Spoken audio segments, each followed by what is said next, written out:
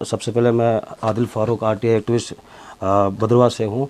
मैंने कॉन्फ्रेंस इस मकसद के लिए रखी है कि मैंने एक आरटीआई की थी आपको भद्रवाह को, तो वो मैंने आपको पता है कि मैंने वो 1 साल होने को जा रहा है। 1 साल पहले मैंने उसको आरटीआई डाली थी, जिसका मैंने 7 पॉइंट के जवाब मांगे थे। तो 7 पॉइंट मांगने के बाद जनाब उन्होंने मुझे लेटर्स निकाले।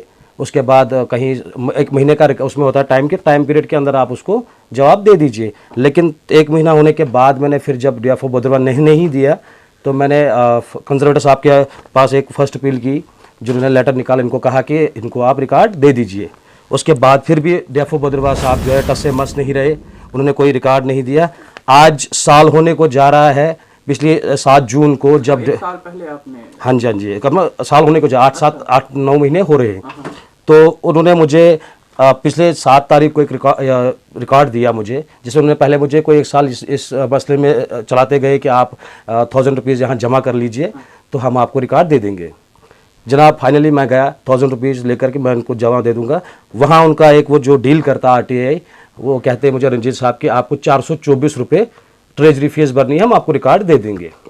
मैंने कहा ठीक है। मैंने वो सबमिट करके ट्रेजरी कार्ड भरने के बाद फिर भी 3-4 दिन के बाद मुझे वो रिकॉर्ड देते हैं। 7 तारीख को भी 7 तारीख को रिकॉर्ड फिर मैं चेक करता हूँ, उसमें सिर्फ 7 पॉइंटों में से 3 पॉइंट का वो मुझे जवाब देते हैं। मैंने तुरंत फिर रिपोर्ट की डीएफओ साहब के पास।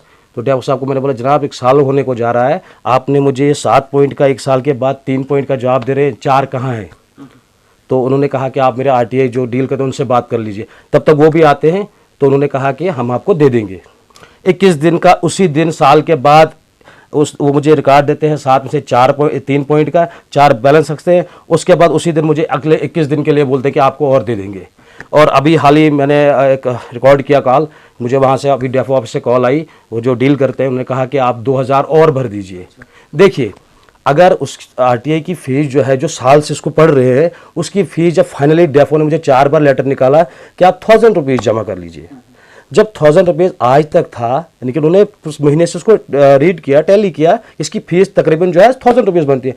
1000 रुपीज़ बनने के बाद फिर 424 कैसे, यानी कि उनको रीड किया उसने। 424 होने के बाद आज 2 दिन के बाद मुझे ये कॉल कर रहे हैं कि आपको 2000 और भरना है। तो मैं कहता हूँ ये एक तानाशाही है जो कि डीएफओ भद्रवाह ओपनली कर रहे हैं। वो क्या किनको इशारा मर रहे हैं, आप ऐसे करो ऐसे करो ऐसे करो, जो कि कभी वो 1000 रुपये फीस बना रहे, कभी 424, कभी 2000। यानी कि इनका पूरा मकसद है कि हम कोई भी जो इस जंगल को बचाने के लिए या इनकी जो करप्शन को उसको रोकने के लिए जो भी उठेगा उसको हम इसी तरह से दबाएंगे। या तो उसको कहीं किसी केस में फंसाएंगे, या तो उसको कहीं पैसा ज़्यादा बोल के, फीस ज़्यादा बोल के वो हट जाएंगे। लेकिन मैं क्लियर अल्फाज में कहना चाहता हूँ कि डीएफओ भद्रवाह को कि मेहरबानी करके इन चीज़ों को अवॉइड कीजिए। हम इनसे डरने वाले नहीं हैं, हम अपने जंगल को बचाने के लिए अपना सर भी कलम कर देंगे, हम रुकेंगे नहीं है। देखिए जी, पॉइंट में बताता हूँ आपको, ये तो 7 पॉइंट मेरे हैं। सिनो फॉलोइंग लिस्ट आप 2018 एंड 19-20 कंपार्टमेंट वाइज मैंने इसको मांगी थी, इन्होंने नहीं दी ये भी। उसके बाद मैंने इनको डिपार्टमेंट वर्क मांगे थे, जिन्होंने काम किया, डिपार्टमेंट बिल्डिंग्स बनाई है, उसका मैंने मांगा था, वो भी नहीं दिया है। उसमें देखिए, जब भी कोई टेंडर वर्क होता है उसमें कोटेशन ठेकेदार लाता है, जो कोटेशन लाकर उसमें से सिलेक्ट जो लोवेस्ट रेट होगा उसको वो कॉन्ट्रैक्ट मिलता है। इन लोगों ने क्या है, यहाँ मुझे मुश्क ऐसी है, इन लोगों ने वो कोटेशन जो है एक ही बंदे से लेकर खुद ही उसके साथ नेगोशिएशन करके वो कोटेशन वहाँ पे रखी और उसको काम शुरू किया, ताकि हम इसमें वो उनका जो नेगोशिएशन आपस में चलता है वो कर लिया। तीसरा, मार्केट इनोमिनेशन लिस्ट आप 2017, 18, 19 एंड 19-20। जनाब ये पॉइंट भी, ये इनकी मेन जो पॉइंट जो पढ़ रहा हूँ, ये इनकी हड्डियाँ तोड़ने वाला है कि इसमें इन्होंने मार्किंग के कुछ पेड़ किए थे, वो जंगल खाली है, वहाँ कुछ भी नहीं है। ये लिस्ट भी इन्होंने नहीं दी है, क्या वजूहात रही, शायद आपको भी पढ़े लिखे आपको भी समझ आ रही है। तीसरा, एक सबसे बड़ा स्कैंडल जो इनको है, मैंने 7वां पॉइंट जो भी बाकी अहम है, attest copy of Kelar range inquiry report of DFO Doda, Navneet साहब है वो, मैं उनकी रेस्पेक्ट कर, नवनीत सिंह साहब IFS है, रिगार्डिंग इंस्टॉलेशन ऑफ इलीगल भट्टीज and final report of DFO Bhaderwah. जनाब ये रिपोर्ट भी इन्होंने नहीं दी। केलार रेंज की बात, ये पिछले साल कुछ वाकया हुआ था जिसमें आपको बताता हूँ, ये बड़ा इस पे वो टीम बनी थी, तो उसमें ये इंक्वायरी चली थी, नवनीत साहब उस पर ये बने थे, ये देख लीजिए। हाँ जी, ये वाला पॉइंट जो है ये इंक्लूड है। तो इसका कुछ रिस्पॉन्स कोई नहीं, मैं कह रहा हूँ कि 7 पॉइंट है, 7 में से इन्होंने मुझे सिर्फ 4 के दिए हैं। ये 3 के दिए हैं, 4 के, ये देख लीजिए।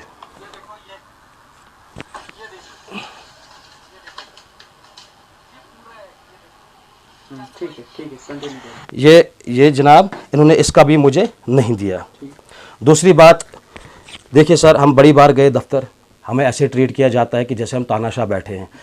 कहना है ऐसे डीएफओ साहब, हमारे डीएफओ साहब, रेस्पेक्टेड डीएफओ साहब बदरवा, उनका ये कहना है कि उनके जो पीसीएस साहब हैं वो उनके कहीं उस्ताद रहे हैं, कहीं एकेडमी ट्रेनिंग उनसे लिए उस्ताद रहे हैं। तो मैं भी वो भी इशारा, हमें बोलने की क्या ज़रूरत है, मैं भी ये इशारा उनका है कि भाई मेरे हाथ बड़े लंबे हैं, आप लोग कुछ नहीं कर सकते हो, मैं आपके जंगलों को काट दूंगा, कुछ भी करूंगा, आप लोग कुछ नहीं कर सकते। ये जवाब उनका कि उनके वो उस्ताद रहे हैं। दूसरा ये इनका कहना है कि कंजर्वेटर साहब, देखिए हम उनके अन पे क्या बोलेंगे, लेकिन ये कहेंगे ज़रूर कि ये डीएफओ बदरवा जो इनका भी कहता है कि हमने एमएससी साथ में की हुई है, साथ में हम रूममेट भी रहे हैं।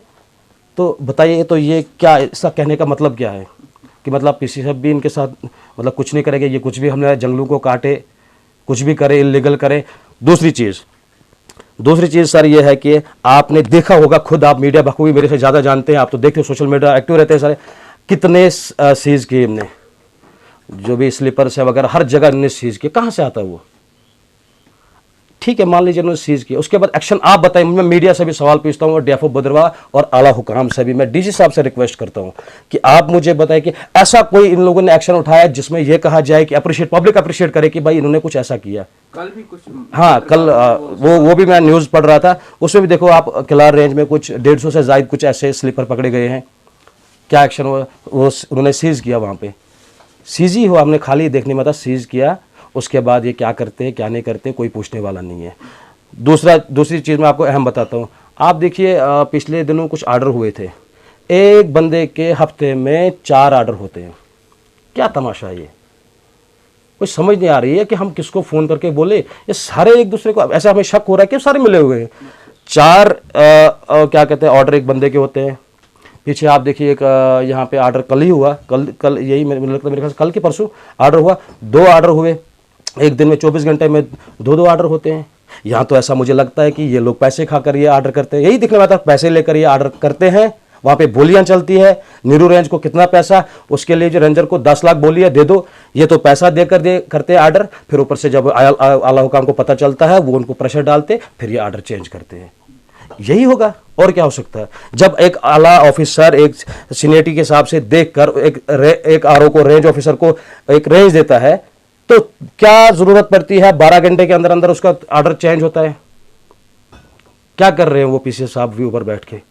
बताइए, ऐसा डिपार्टमेंट, हमने अपने जंगलों को बचाना, ये तो हम ऐसा कर रहे हैं कि मैं आया सामने आया, ऐसे कुछ लोग आना चाहते हैं, लेकिन इन लोगों की ऑफिसरान जो है ये अपनी जो तानाशाही चला करते हैं, सारे लोग पीछे खामोश में कहते हैं कि हम दुश्मनी क्यों बनाएंगे। हो ये पीछे इस डीएफओ साहब को कुछ अगर सोर्स के हिसाब से मैंने उसको कुछ इन्फॉर्मेशन दी थी, तो अगले दिन हमें पता चलता है सब स्मगलर्स वगैरह कहते हैं कि यार आप हमारे खिलाफ जा रहे हो। देखो गलत है ना, हमारे लोकल यहाँ पे जंगल तो हमने बचाने हैं, चाहे भी किसी भी सूरत में हमने जंगलों को बचाना है, किसी हद तक जाना पड़े हमने जंगल को बचाना है। कानून के हिसाब से हमें कहीं भी जाना पड़े जंगल बचाएंगे। और मैं आपसे भी रिक्वेस्ट करता हूँ कि मेरा ये जो आपके माध्यम से ये आप आला हुकाम तक पहुँचाइए, ज़रूरत है इस चीज़ की ताकि हमारे जंगल बचे। और मैं दावा करके कहता हूँ कि हमारे जंगलों को जो बेड़ा गर्क किया गया, खाली जंगल पड़े हुए हैं, मैं प्रूफ करके मैं जिम्मेदार। आप एलिगेशंस लगा रहे हैं, ये आप पूरी जो है वो एविडेंसेस के साथ? हाँ जी बिल्कुल, मैं होशो हवास में और मेरे पास एविडेंस भी है। मैं वो इल्ज़ामात नहीं लगा रहा, मैं हकीकत में कह रहा हूँ कि इन लोगों ने ऐसा किया है, इल्ज़ाम नहीं, ये है हकीकत है। दूसरी चीज़ मैं आपको बताता हूँ, मेरे पास एक एविडेंस और है जो कि मैंने वहाँ चिराला डिपार्टमेंट से, चिराला ब्लॉक से है, मैं बताता हूँ आपको। उसमें क्या है सर कंपार्टमेंट 6 से 12 लेकर वहाँ पे कंपार्टमेंट नंबर चिराला, लोकेशन बनी नाला, कुछथावा, गनोरी नाला, कुथल त्रिंकल। सर बेइंतहा डैमेज है, जिसकी मैं तस्वीरें आपको दिखाऊंगा। ये देख लीजिए, ये देख लीजिए सर,